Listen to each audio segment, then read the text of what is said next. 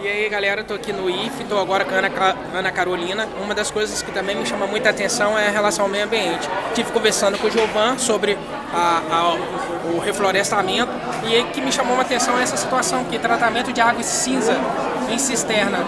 E aí eu abordei a Carolina, Ana Carolina, e falei sobre um lance que há muito tempo estava na minha mente sobre a água escura, né? Água clara e água escura. E aí a água escura a gente tem o conhecimento de tudo que não é potável.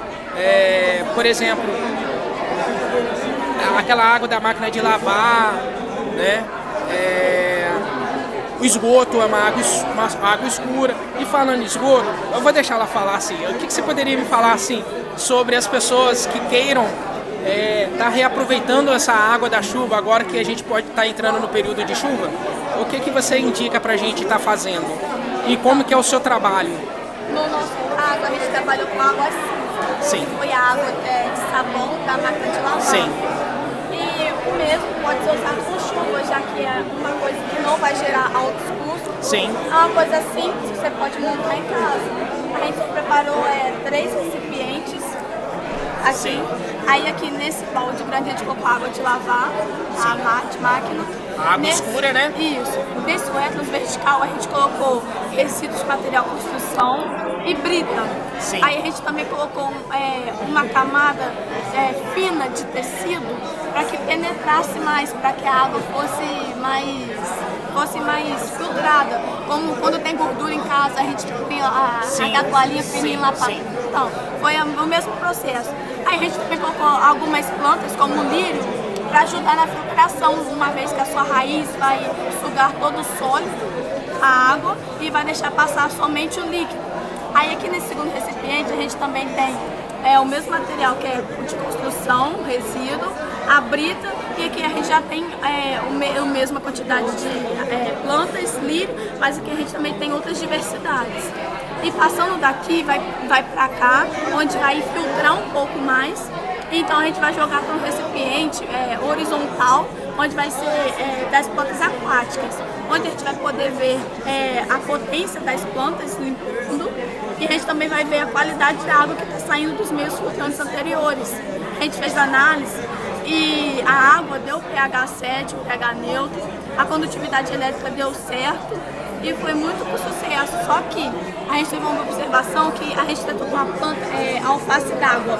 Não deu muito certo porque a planta ela não se acostumou, mas a planta aguapé ela foi potente porque ela suportou as condições desse ambiente e as análises foram muito boas. Só que tem uma observação também da água parada, que então surgiu larvas, a gente testou com os peixes, só que os peixes morreram. Então a gente tirou, porque aí pode prejudicar a saúde pública. A água parada, então a gente tirou, mas a gente conclui que foi uma boa. Só que ali a gente tem que pensar numa maneira de pelo menos ter uma bomba que esteja ali gerando água toda hora para que a água não fique totalmente parada. Sim. Tá, uma coisa que eu observei assim, essa experiência, esse estudo que vocês fizeram foram com plantas aquáticas, né? Sim. Que as raízes delas se adequam mais ao sistema, né? E assim, uma coisa muito interessante que são poucas pessoas que têm um conhecimento do que é planta aquática ou não. Você poderia dizer aqui pra galera aqui quais as plantas aquáticas, que às vezes as pessoas veem e não sabem que elas são aquáticas, lógico, as aquáticas que vivem na água, né? Mas quais assim que você vem em mente aí que você poderia estar falando aí pra gente aí? Olha, o que a gente testou, o alface, ele, tipo assim, de vista dá pra ver que ele é aquático, porque em desenho animado tá acostumado a passar, Sim. assim como o lírio d'água também.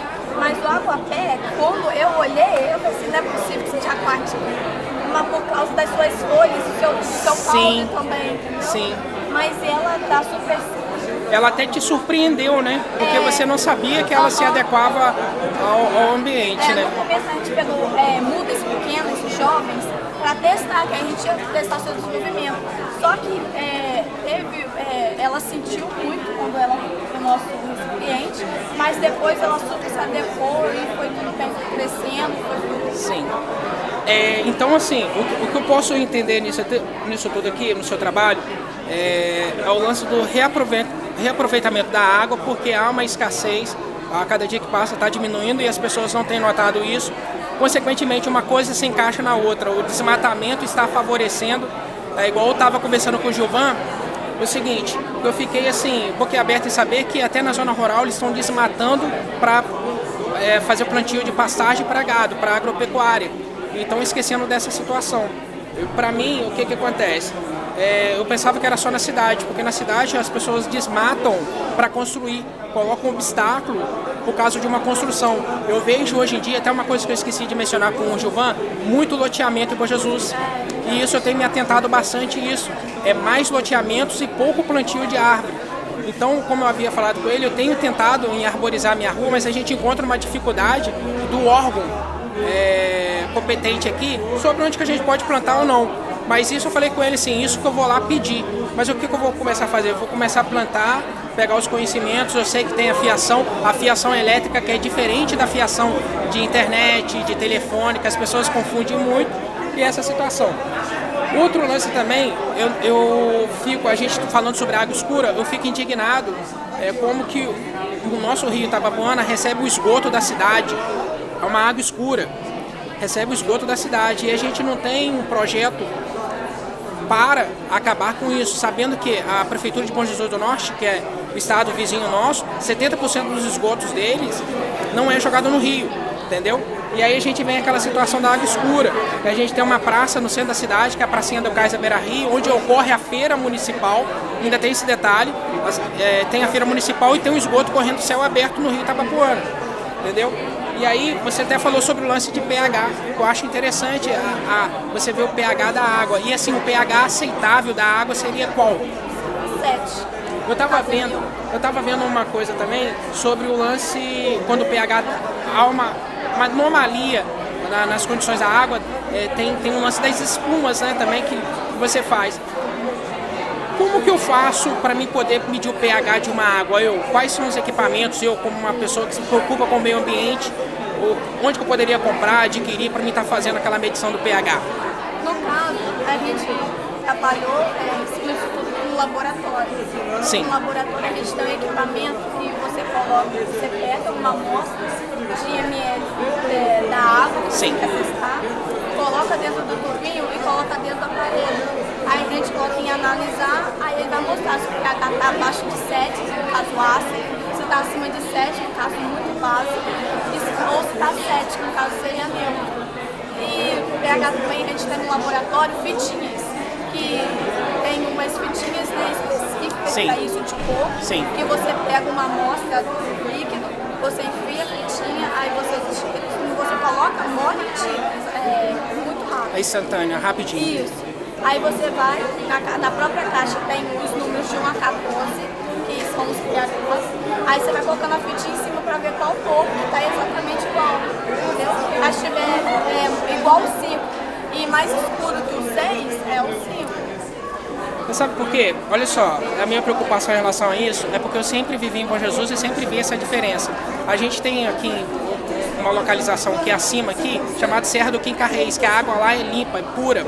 Então a companhia de esgoto poderia pegar por gravidade essa água e levar até a estação de tratamento de água, e ia reduzir bastante o custo,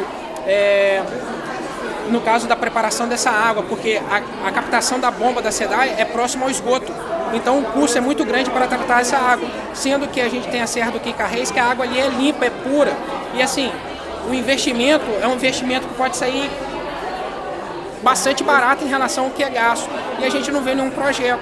E às vezes a gente fica indignado. E se você for andar mais um pouco para cima, você pode beber a água ali do rio, mas você não pode beber a água dali da ponte, entendeu? Por conta dessa contaminação. Aqui também a gente tem um exemplo do sistema Wetlands em escala real, que pode ser também usado como jardim, também conhecido como jardins filtrantes, que tem casas, não aqui, que eu nunca vi, mas que tem um jardim muito bonito, mas se você for ver, sempre tem uma mangueira embaixo, passa água, aí tem plantas, tem pedra, tem Sim.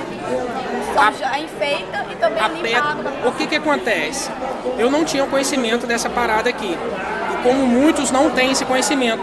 E algumas pessoas, igual por exemplo, eu achei bonito, eu tenho vontade de fazer, mas só que a gente esbarra aqui em Bom Jesus, água parada, geração de dengue, tem essas coisas assim. Eu acho que seria interessante estar passando para a vigilância sanitária esse novo formato de jardim, que poderia ser utilizado na cidade, tendo as pessoas como adeptas, e aí aproveitaria, ensinaria as pessoas a tratarem, a ter esse conhecimento, entendeu? A essa integração do IFE com a vigilância sanitária, com a secretaria, sobre essa situação, que é interessante. O céu aberto, o próprio sistema terá as larvas, mas também terá os pássaros em volta, terá os insetos. Sim, vai estar contribuindo. Cara, muito interessante. Eu me ligo muito nessas paradas assim. E assim, pelo que eu vejo, assim, a amostra, uma coisa encaixa com a outra. A gente, igual eu tive no Gilvan, que encaixou aqui. Aí tem um lance das frutíferas aqui, que eu acho que é interessante pra caramba, cara. Muito maneiro. Mas é isso aí. Meus parabéns. Obrigadão, valeu. Um abraço.